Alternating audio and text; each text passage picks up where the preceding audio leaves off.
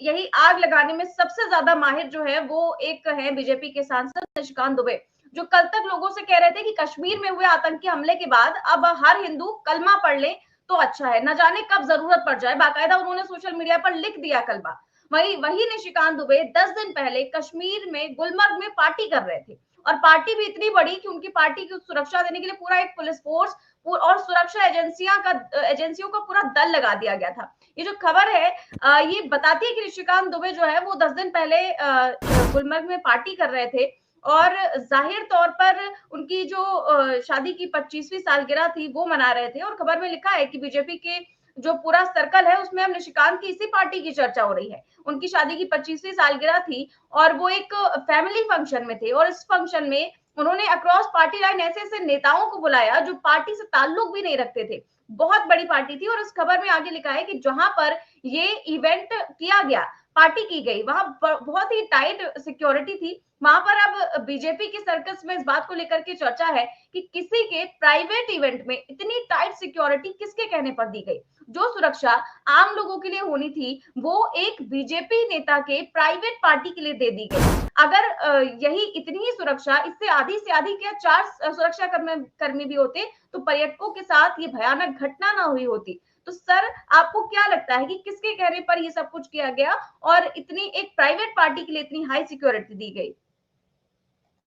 निधि, एक चीज और आपने बताना भूल गई। आप एक दिन का, एक रात का स्टे उस होटल के अंदर 50,000 रुपए है जी। ये पता चला जाए, ये सूचना दी जाए, ये आरटीआई के माध्यम से दिया जाए, कितने लोग आए थे, पर प्लेट कितने का खर्चा आया था, होटल में किस किस को टिकाया गया था, और क्या पहलगांव की घटना की रणनीति वही बनी थी। कितने लाख का खर्चा आया था और किसने इस बिल का पेमेंट किया है? कैश पेमेंट किया है, चेक से पेमेंट किया है, किसी हैंडलर ने पेमेंट किया है, किसी टेररिस्ट ऑर्गेनाइजेशन ने किया है, किसी पाकिस्तानी ने किया है, या दाऊद इब्राहिम ने किया है?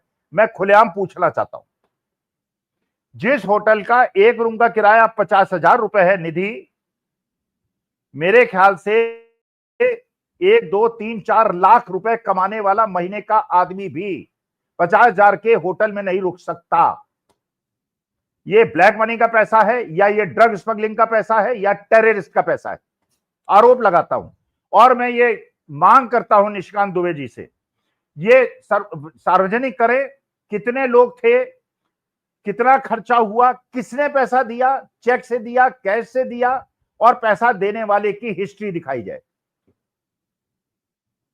मुझे ऐसा लगता है, देखिए, सिक्योरिटी पूरी की पूरी वीआईपी के साथ, एक साहब गए थे वहां पर। अब मतलब इतना भी लोगों में लेश मात्र शर्म नहीं है, रेड कारपेट के ऊपर चलते हुए जाके श्रद्धांजलि दे रहे हैं।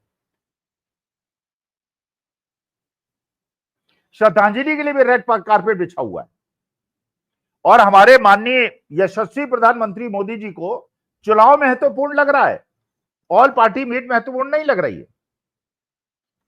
पूरे उस मीटिंग के अंदर सारी अपोजिशन पार्टीज ने यूनिलेटरली कहा, हम प्रधानमंत्री के साथ हैं, हम देश के साथ हैं, हम आपके साथ हैं, जो करते हैं हम एक चीज में आपकी निंदा नहीं करेंगे। ओवैसी साहब तक ने कह दिया, पूरा देश। और आप जो है एक तरफ कहते हैं कि जब बाहरी आतंक आता है, बाहरी हमला होता है, वी शुड यूनाइट। अपोजिशन कह रहा है वी आर यूनाइटेड, मुस्लिम्स कह रहे हैं वी आर यूनाइटेड। ये क्या कर रहे हैं गोदी मीडिया में? नाम ले लेके किया, धर्म ले लेके किया, कांग्रेस के फलाने ने ये कह दिया, अनिल देशमुख ने कह दिया। घृणा। अरे भाई, जब अपोजिशन हाथ जोड़ के कह रहा है, हम कह रहे हैं तुमने पानी की सप्लाई रोक दी, पानी की सप्लाई 4 बार तुम पहले भी रोक चुके हो। कृपा करके किसी इंजीनियर से बता दो कि जो पहाड़ी दुर्गम क्षेत्र से पानी आता है, अगर तुम उसको रोक दोगे बाढ़ आ जाएगी। केदारनाथ के अंदर क्या हुआ था निधि? केदारनाथ के अंदर क्या हुआ था? केदारनाथ के अंदर एक बड़ा पत्थर खिसकता हुआ नीचे आया था और उसने जल के प्रवाह को रोक दिया था, और जल के प्रवाह को रोकने से ऊपर बहुत बड़ा जलाशय बन गया था, और जलाशय से जब पानी बहा वो सब कुछ बहा के ले गया। अरे, बहते हुए पानी को कौन रोक सकता है? डैम रोक सकता है। बहते हुए पानी को अगर आप ऐसे रोकने का प्रयास करेंगे, पत्थर लगा के उसको ब्लॉक कर देंगे, ऊपर पानी भर जाएगा, जाम हो जाएगा, पहाड़ टूट जाएंगे। नहीं, बस पाकिस्तान से संबंध तोड़ लिए। लेकिन अडानी जी का प्रोजेक्ट चलता रहेगा, जिंदल्स का प्रोजेक्ट चलता रहेगा, रिलायंस के प्रोजेक्ट चलते रहेंगे, सब चलते रहेंगे, जनता झुंझुना बचाएगी कि हमने पाकिस्तान से संबंध तोड़ दिए। बिल्कुल सर। और जो निशिकांत दुबे हैं वो जो है कलमा लिखकर बता रहे हैं, इन्हीं की बात है जो जिन्होंने इतनी बड़ी पार्टी ऑर्गेनाइज की, और अब वो जो कलमा है वो सोशल मीडिया पर लिख करके कह रहे हैं कि अब तो सबको सीख लेना चाहिए, कहीं जरूर न जाने कब जरूरत पड़ जाए, आजकल मैं कलमा सीख रहा हूँ। तो सर क्या दूसरों को ये इनका क्या कहने का मतलब है, खुद को निशिकांत दुबे को अपनी मोदी जी की सरकार पर ही भरोसा नहीं है कि मोदी जी के रहते हुए कलमा याद करने की नौबत आ गई क्या हिंदुओं की? नहीं, देखिए, मेरे को तो इनको अगर ये मिल जाए कभी सामने, मैं इनसे कहूंगा गायत्री मंत्र पढ़ के सुनाइए, हनुमान चालीसा पढ़ के सुनाइए। कहीं ऐसा तो नहीं कि निशिकांत दुबे कलमा ही पढ़ने के माहिर हैं और इन्हें कलमा याद है इसलिए अपनी ज्ञान का परिचय दे रहे हैं। क्योंकि हो सकता है मेरे को अगर आमने सामने हो जाए तो मैं कहूंगा दुबे साहब, बताते हैं नाम से तो लगता है कि आप सनातनी ब्राह्मण हो, लेकिन इस प्रकार की आप बात करके देश को तोड़ने का प्रयास करते हो, आप कृपा करके मुझे हनुमान चालीसा सुना दो।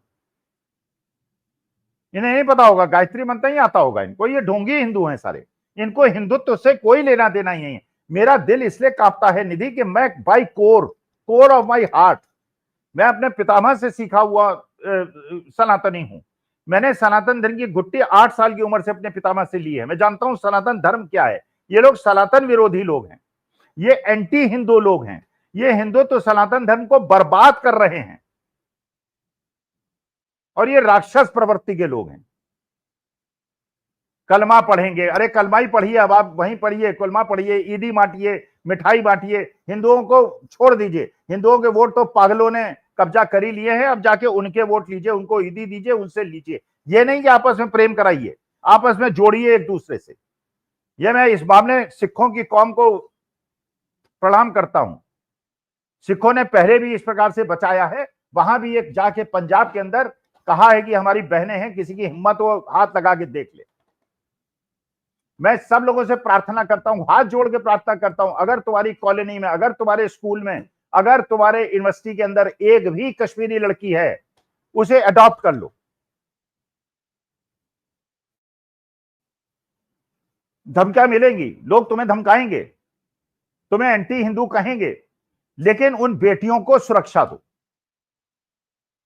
और ये मैसेज जाए कि हम कश्मीरी के साथ खड़े हैं, कश्मीर हमारा अभिन्न अंग है, हमारा पार्ट है, वी लव कश्मीरीज।